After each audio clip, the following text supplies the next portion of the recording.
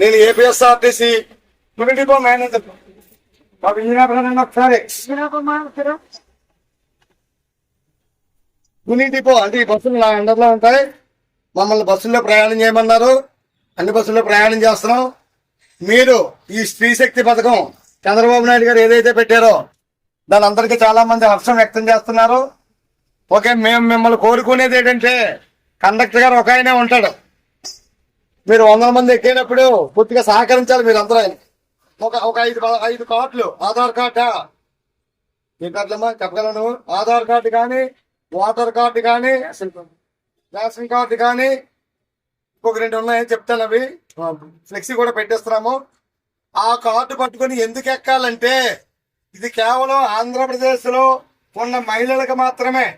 తెలంగాణ వాళ్ళు వచ్చినా, ఒడిశా వాళ్ళు వచ్చినా ఎలవ్ చెయ్యం.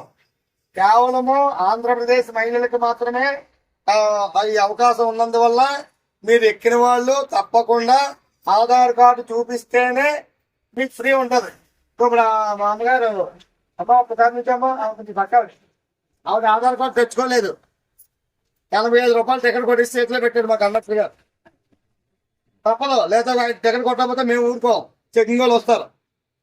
అందుకని మీరు ఇంటికి వెళ్ళిన తర్వాత అయినా సరే మీ వాళ్ళందరికీ చెప్పండి, బస్సు ఎక్కితే ఆధార్ కార్డు ఉండాలి, ఉంటేనే ఫ్రీ, లేదు నేను డబ్బులు పెట్టుకుంటానంటే మీరు ఇస్తాం.